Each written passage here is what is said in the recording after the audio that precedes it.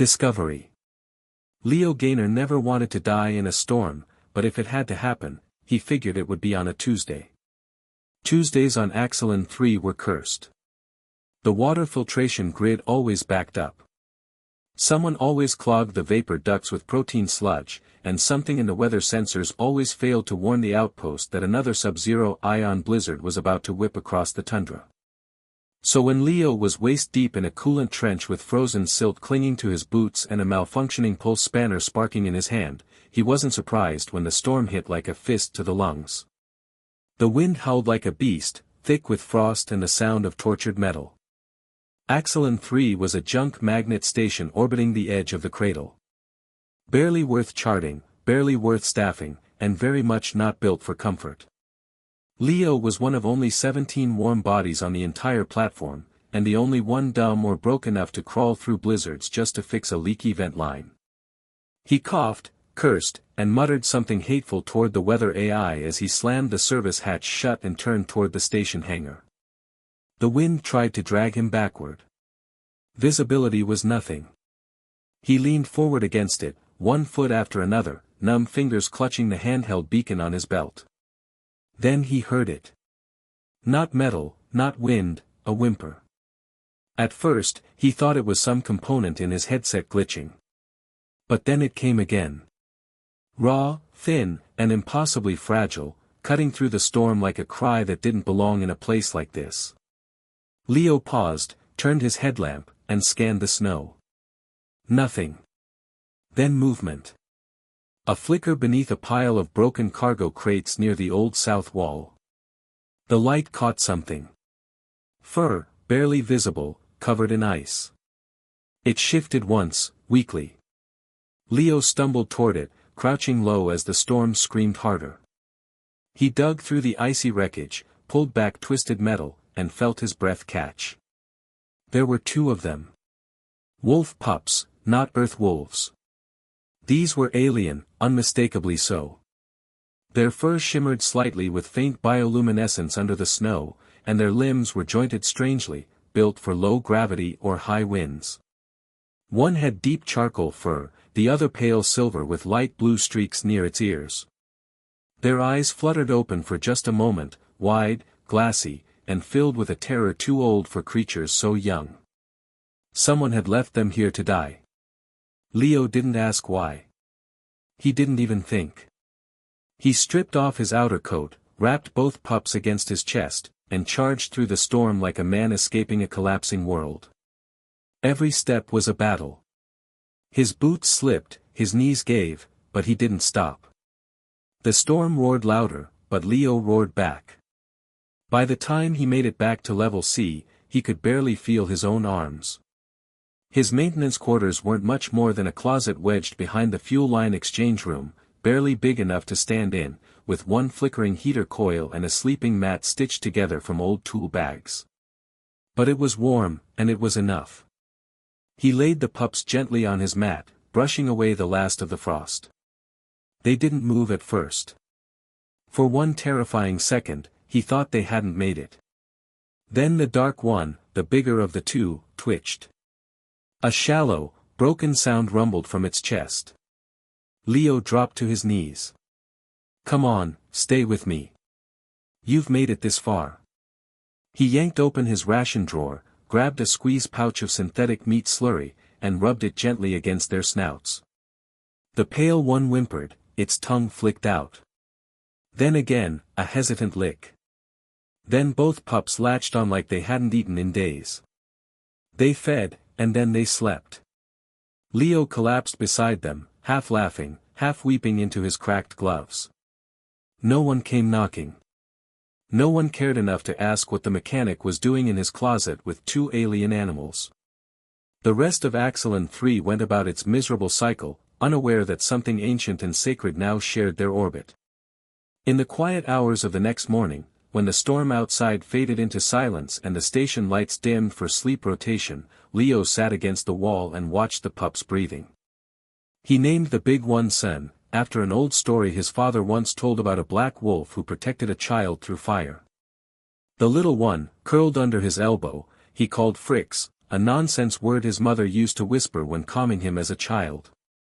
Neither name had meaning in any galactic language, but they meant everything to him. And when Fricks, still half asleep, wriggled close to his side and let out a soft, trusting sigh, Leo felt something shift deep in his chest. He wasn't just a broke mechanic anymore. He was Pack. Discovery threatened. 3 weeks later, Leo was beginning to believe no one would ever find out, that he could keep them hidden forever in the broom closet, feeding them bits of hydrobacon and off-ration protein scraps while the rest of Axelon 3 shuffled through its meaningless cycles. He fixed broken airlocks by day, cleaned grease traps by night, and came home to Sen and Fricks like some secret he'd stolen from a better life. They'd grown, not by much, still the size of small dogs, but enough to start showing signs of something more.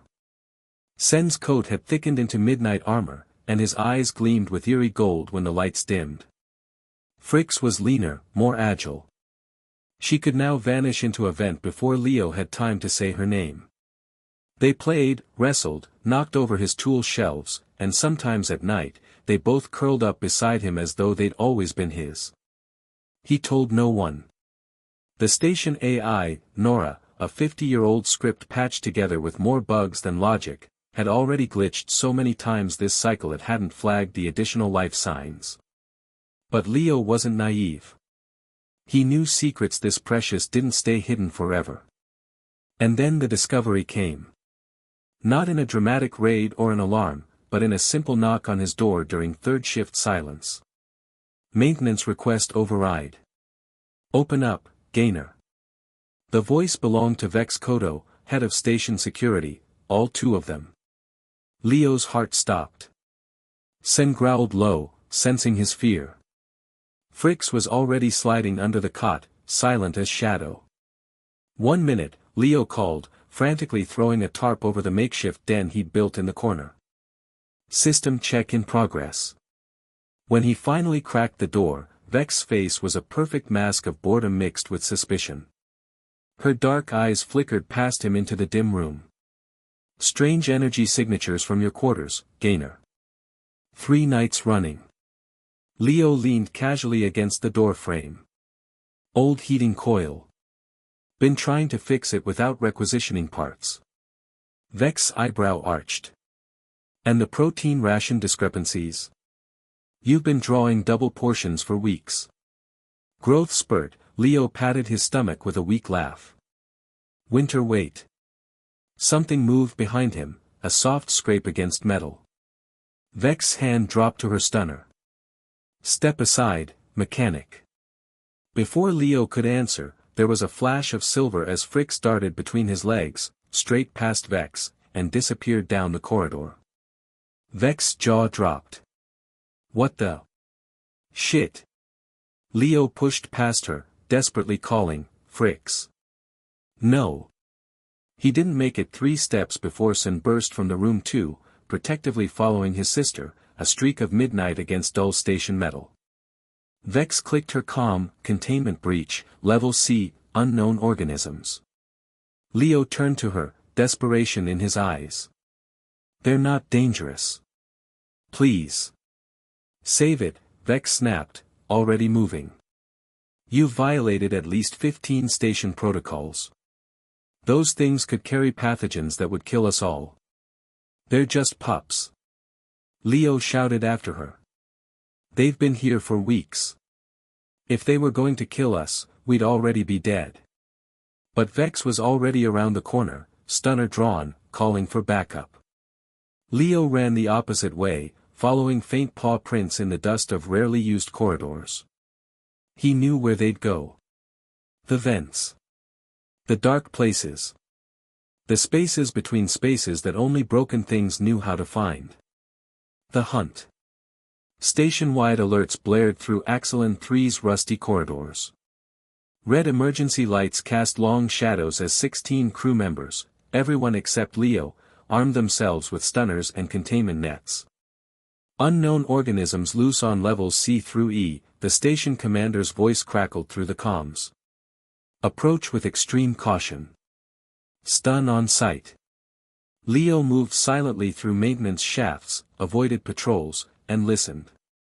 Not to the alarms or the shouts or the heavy boots clanging on metal walkways, but to something deeper, the quiet whimpers that only he would recognize. He found Fricks first, trembling behind a broken ventilation fan, her silver fur standing on end and glowing faintly in the darkness. When she saw him, she leapt into his arms, small claws digging into his chest. "I've got you," he whispered, stroking her head. "Where's your brother?" A low growl answered from above. Sen had wedged himself in the ceiling struts, watching Leo with intelligent, wary eyes. "Come on, boy. We need to move." Leo held his breath as footsteps thundered past their hiding spot. 2 security officers with containment foam and biohazard gear. "Airlock chambers are sealed," one said. "If we flush them out, we can corner them in the cargo bay." Leo's blood ran cold. The cargo bay's automated defenses would electrify anything that moved without proper clearance. When the patrols passed, Leo crawled through the narrow service tunnels, a wolf pup under each arm, toward the one place nobody would think to look, the heart of the station itself. The reactor control room, always unmanned thanks to budget cuts and automation. As they reached the radiation shielding door, alarms suddenly cut off. Complete silence fell across the station. Then, a new voice over the comms. Not the commanders. Not Vex. Something colder, more official. "Attention Axelon 3 personnel. This is Terraforming Commission Inspector Ilaramai. Our scanners have detected Class F protected species signatures aboard your station. By galactic protection statutes, all hunting activities must cease immediately." Leo froze, Sen and Fricks pressing against his legs. "We are boarding in 5 minutes. Anyone found harming the Axelon timber wolves will face immediate arrest and prosecution. These creatures are believed extinct in the wild. Their re-emergence is a scientific priority." The door behind Leo slid open with a hiss. Vex stood there, stunner lowered, looking at the wolves with new eyes. "You idiot," she said, but there was no anger in it now. "Do you have any idea what you've been hiding?" Leo blinked. "They're just wolves." Vex shook her head. "Not just wolves. Apex predators native to this moon before the mining companies stripped it bare 50 years ago. Worth more than this entire station and everyone on it." Sen growled at Vex, stepping protectively in front of Leo. "They think you're their parent now," Vex whispered. "Gods help us all." Revelations. The Terraforming Commission vessel dwarfed Axelon 3, gleaming and efficient where the station was dull and broken. When Inspector Ilaramai swept through the airlock, she carried herself with the confidence of someone who had never known true cold or hunger. She studied the wolves with scientific precision as they huddled against Leo's legs in the conference room. "Remarkable," she murmured, recording every detail with her ocular implants. "After the cryamide extraction 20 years ago, we believed the entire species wiped out. Their genetic markers are priceless, adapted to survive the harshest conditions on record." Leo's hand rested protectively on Sen's head. "What happens to them now?" Ilara adjusted her pristine uniform. "They'll be transported to our rehabilitation facility on New Terra. Studied, bred, eventually reintroduced once this moon is habitable again. And separated from the only person they trust," Leo said quietly. Ilara's expression softened slightly. "Mr. Ganner, these creatures imprint strongly. It appears they've chosen you as their pack leader. That connection could be valuable to our research." Leo's heart leapt. "Meaning?" "Meaning the Commission would be willing to offer you a contract. 6 months minimum, renewable based on the wolves' progress and your performance." Vex, who had been silently observing from the corner, finally spoke. "You're poaching my mechanic?" Ilara's smile was professionally apologetic. "Offering him a career opportunity with competitive benefits, including relocation to an actual atmosphere. I believe that's called a promotion." The station commander cleared his throat. The contract would also include a substantial finder's fee payable to Axelon 3 for the recovery of an endangered species. He glanced meaningfully at Vex. Enough to upgrade our security systems. Vex crossed her arms but said nothing more. Leo looked down at Sen and Fricks, their alien eyes watching him with complete trust. Do I have time to think about it? Elara checked her comm. The transport leaves tomorrow at 0600. The wolves will be on it, with or without you. When the meeting ended, Leo returned to his quarters, now unsealed, and sat on his cot. Sen and Fricks played on the floor, wrestling and nipping at each other as if nothing had changed, as if their entire world wasn't about to transform. Around midnight, his door opened. Vex stood there, holding something. Your personnel file, she said, tossing it onto his cot. Thought you might want to read what they have on you before you decide. Leo picked it up. Most of it he knew, his mediocre academy scores, his disciplinary issues, the gambling debts that had landed him on this frozen rock. But at the end was something he'd never seen. Psychological evaluation, he read aloud. Vex nodded. Standard for all isolation postings. Leo scanned it, his throat tightening. Subject displays strong nurturing tendencies incompatible with solitary technical work. Recommended for community service positions or family settlements. Assignment to remote stations not advised. They sent you here anyway, Vex said quietly. Because you were cheap and desperate. Leo looked at the wolves, now sleeping in a pile of tangled limbs and twitching ears. Maybe I was meant to find them. Vex shrugged. Maybe. Or maybe the universe just occasionally gets something right by accident. She turned to leave, then paused. The new Terra facility isn't the worst place to start over. They have trees there. Real ones. After she left, Leo sat in silence for a long time, watching the wolves breathe. Tomorrow they would leave this frozen hell, one way or another. New beginnings. The commission transport hummed with efficiency, nothing rattled, nothing leaked, nothing smelled of burned coolant or stale recycled air. Leo sat in the observation deck, watching Axelon 3 shrink into a distant speck against the planet's gray curve. Sen and Fricks pressed their noses against the viewport, fascinated by the stars. Their reflections ghosted against the glass, no longer frightened pups but growing predators, their alien beauty unmistakable even to the commission scientists who stole glances at them from across the cabin. They've never seen open space before, Leo told Elara, who was documenting their reactions. Few creatures respond so calmly to their first off-world journey, she remarked. Their adaptability is extraordinary. Leo watched as Fricks pawed curiously at the glass. They adapt to survive. Like everyone does. During the 6-day journey to New Terra, Leo learned more about the wolves' origin than he had discovered in weeks of caring for them. They were apex predators evolved to thrive in Axelon's harsh environment, their bioluminescent fur serving as both communication and camouflage during the planet's aurora storms. Their cellular structure could withstand temperatures that would freeze human blood solid. The mother must have hidden her litter near the station before the last big storm, Elara explained one evening, reviewing sensor data. When she didn't return, they sought warmth. And found me instead, Leo finished. A fortunate coincidence for all involved. But Leo wasn't sure it was coincidence. The way Sen looked at him sometimes, with intelligence beyond animal instinct, made him wonder if they had chosen him specifically. If somehow, they had sensed in him what his file had named, a caretaker stranded among machines. New Terra was nothing like Axelon 3. Where the moon station had been all metal and ice, the commission's biodome bloomed with countless shades of green. Artificial sunlight filtered through massive transparent panels, warming actual soil and feeding actual plants. The rehabilitation center sat at the heart of it all, a sprawling research facility surrounded by controlled wilderness. Leo's quarters there were larger than his entire maintenance bay had been.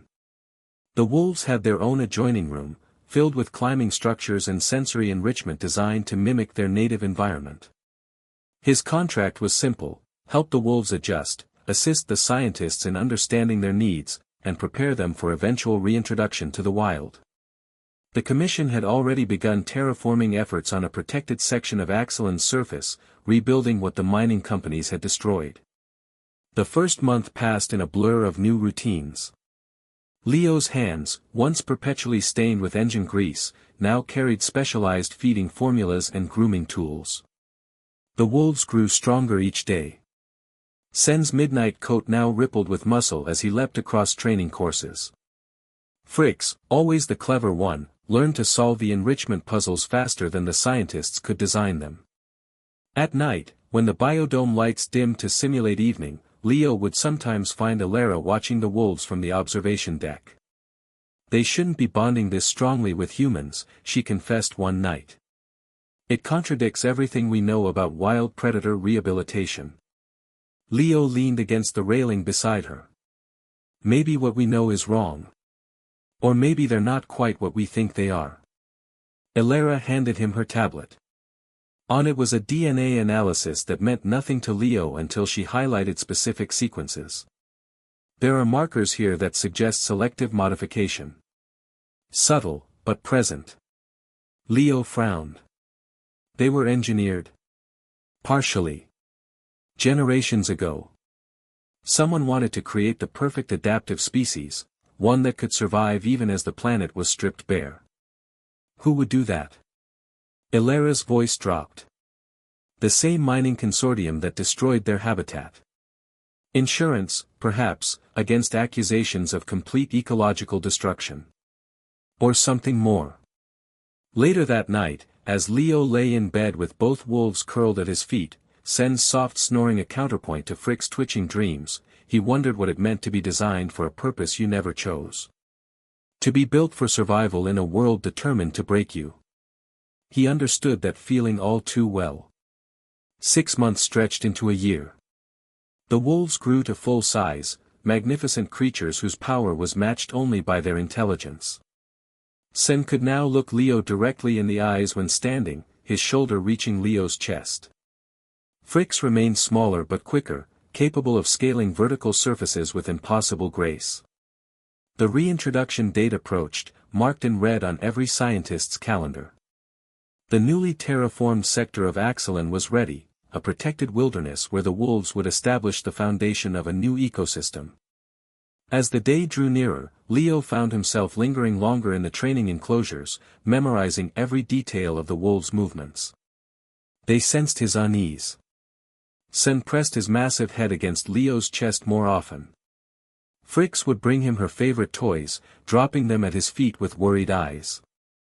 The night before the scheduled release, Alara found Leo in the observation room, watching the wolves sleep through the monitors. "We've received your application," she said without preamble. Leo nodded, not looking away from the screen. "And?" The Commission rarely stations permanent human observers in wildlife preserves. She paused.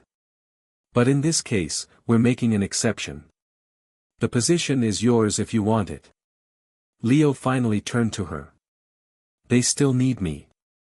Alara smiled. "Or perhaps you still need them. Either way, the result is the same." The release day dawned clear and cold. A small team of scientists, Leo among them, transported the wolves to the edge of the new preserve. Axelon's surface had been transformed, no longer barren tundra but a patchwork of hardy vegetation and protected valleys where small prey animals had already been established. When the transport doors opened, Sen and Fricks hesitated, sniffing the air of a world they had never truly known. Leo stood beside them, his heart in his throat. "It's okay," he whispered. "Go on." Sen looked up at him with those intelligent gold eyes. Then, deliberately, he pressed against Leo's leg before taking his first step onto Axelon soil. Fricks followed, her silver coat catching the pale sunlight. They moved forward together, wolves and man, into the wilderness. Not as creatures returning home, but as pioneers establishing something new. Something that belonged to them alone. The observation outpost sat on a ridge overlooking the valley.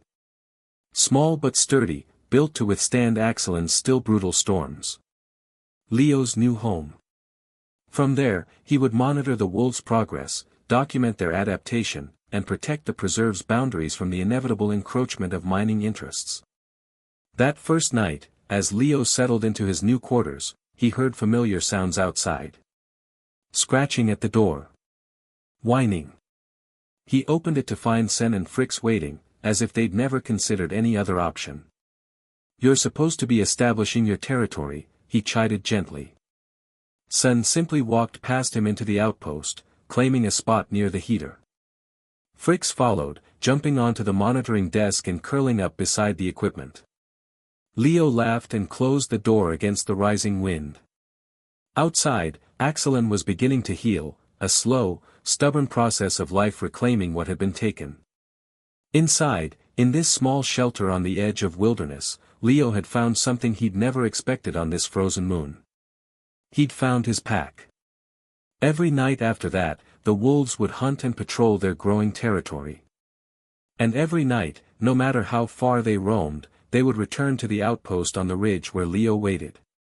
Not because they needed shelter or food or protection, they were apex predators now, fully capable of surviving on their own. They returned because, against all scientific prediction and natural instinct, they had chosen to keep him. And in the quiet moments before sleep, as Sen's massive body warmed one side and Frick's smaller form pressed against the other, Leo knew he'd never be truly alone again. On a world once stripped of life, they had created something the universe couldn't take away. Family. The end.